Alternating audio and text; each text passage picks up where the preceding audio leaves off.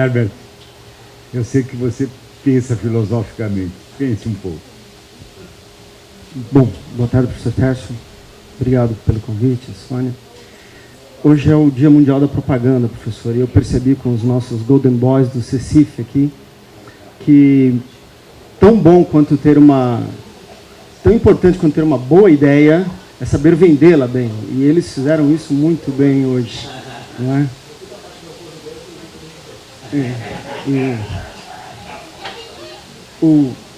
A fala do Bernardo, inclusive, me levou a repensar um pouco o que eu coloquei aqui para refletir com vocês, que até então era uma reflexão no campo da filosofia, do direito, que eu dei até como tema um certo grau de desigualdade, tomando uma expressão de um ensaio do professor Laffer, quando ele escreveu sobre liberdade e igualdade, alguns anos atrás, professor. E depois da fala do Bernardo, eu percebi que eu estava tratando, na realidade, de gastos públicos e da preocupação com um gasto de qualidade. Né? A questão sobre a desigualdade, como todos sabem, nos tempos modernos foi formulada pela Academia de Dijon e respondida por Rousseau. E hoje ela é reformulada, e graças ao professor Tércio aqui, com esse enfoque sobre o preço da desigualdade, que ele abordou com relação à dialética do senhor escravo de forma sensacional. E eu gostaria apenas de pedir a licença a todos vocês para, em breves palavras, fazer essa abordagem em uma obra de Tocqueville que é bem menos conhecida do que o clássico Democracia na América. Eu me refiro sobre Memórias sobre a Pobreza, ou Ensaio sobre a Pobreza, que é um pequeno grande livro que, para mim, a alegria, ele serviu para que eu pudesse restabelecer com o professor Tércio um diálogo fraterno, um diálogo intelectual já de alguns anos. Em 1833, Tocqueville foi a Londres e, convidado por Lord Radnor, ele participou de algumas sessões de julgamento e alguns casos foram mencionados. O de um ancião que teve a sua cota de caridade reduzida, de uma jovem mulher grávida cujo marido viajou como aquele que sai para comprar um pacote de cigarros e não mais voltou, e ela tinha um sogro rico que se negava a ajudá-la, e aí então ela entrou com uma ação para pedir a caridade estatal. 5 ou 6 homens grandes, vigorosos e jovens que estavam pedindo ou trabalho, e se não tivesse trabalho, que eles recebessem um auxílio público. Uma outra jovem grávida que nomeou um camponês como o pai da criança e que foi condenada a pagar pela a manutenção do bebê. E, por fim, um outro caso, uma jovem grávida que dá nome ao pai, e aí começa uma outra parte do processo. Pois bem, todas essas questões levaram a Tocqueville a refletir sobre... Todas essas questões levaram Tocqueville a refletir sobre um aspecto importante que existia na Inglaterra daquela época, que era a caridade pública e como ela era empregada. Era um Estado provedor que nós conhecemos, e a Gertrude Himmelfarb, que faz a apresentação desta obra, ela vai dizer que Tocqueville não faz nenhuma menção à pobreza no seu livro Democracia na América e nem faz menção à democracia neste ensaio sobre a pobreza. Ainda assim, os temas se ligam.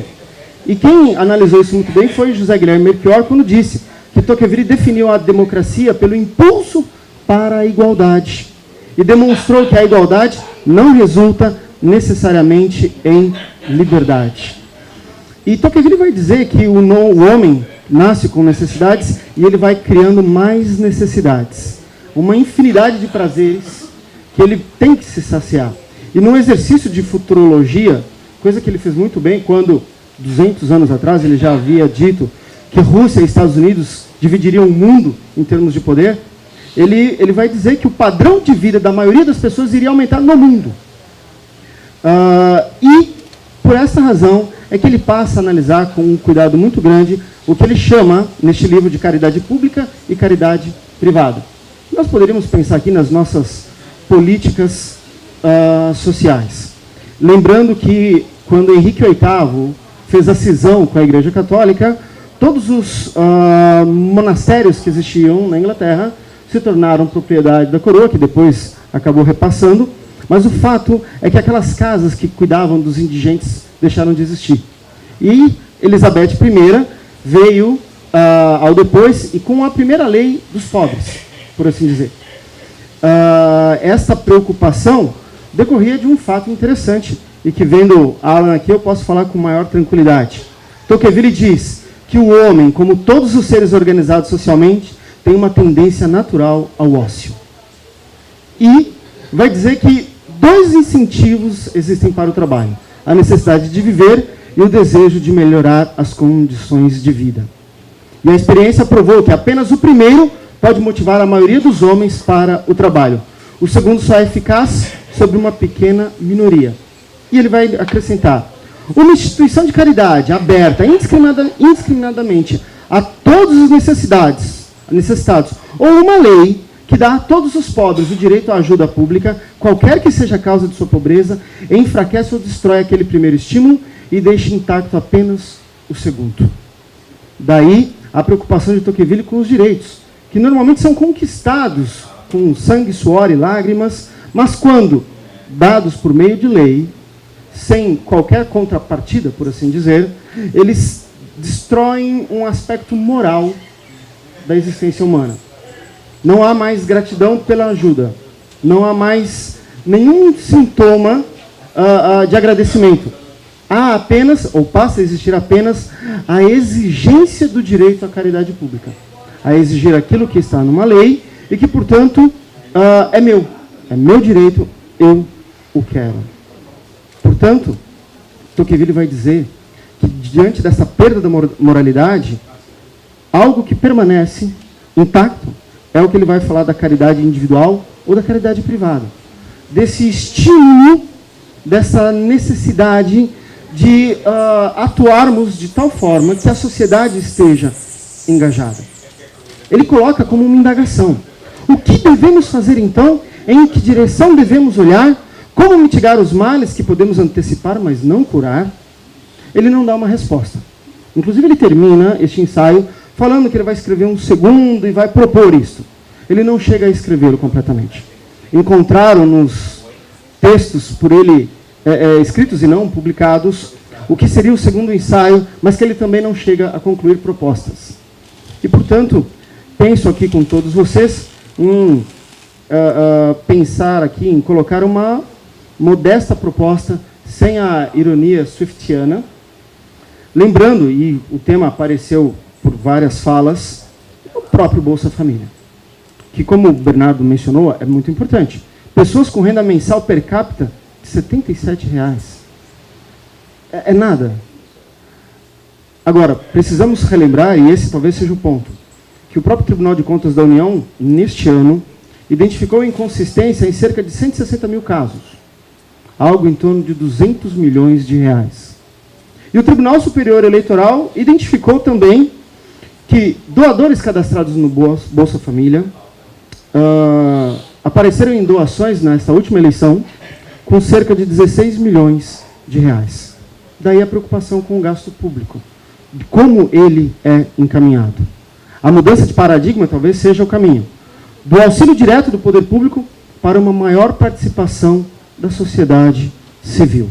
E com isto, penso aqui com vocês, e tomo de empréstimo aqui um parágrafo do professor Laffer neste ensaio sobre liberdade e igualdade, que desde Aristóteles a justiça está associada à igualdade. É verdade que a igualdade, enquanto tal, é um termo vago. É preciso medi-la, de acordo com um critério. A tradição ocidental tem, entre outras, 3 respostas para esse critério: igualdade segundo o mérito, igualdade segundo a necessidade e igualdade segundo o trabalho. É a ideia de promover a diminuição da desigualdade. E, por fim, lembrar aqui, e esta passagem está no Democracia na América, quando Tocqueville vai dizer que a igualdade, ela tem a tendência a operar as condições de igualdade, mas ele pondera que, dependendo das nações e dos seus sistemas políticos, a igualdade pode conduzir à servidão ou à liberdade, às luzes ou à barbárie, à prosperidade ou à miséria. Este é o cuidado que devemos tomar. E, para encerrar essas breves considerações, relembro aqui com vocês que Octávio Paz, ele recebeu, na França, o prêmio Alexis de Tocqueville. que foi entregue pelas mãos de François Mitterrand em junho de 1989, e na sua oração, Octávio Paz disse: qual pode ser a contribuição da poesia na reconstituição de um novo pensamento político? Não ideias novas, talvez algo mais precioso e frágil, a memória. Cada geração dos poetas redescobre a terrível antiguidade e a menos terrível juventude das paixões. Nas escolas e faculdades onde se ensinam as chamadas ciências políticas, deveria ser obrigatória a leitura de Ésquilo e de Shakespeare. Os poetas nutriram o pensamento de Hobbes e Locke, Marx e Tocqueville.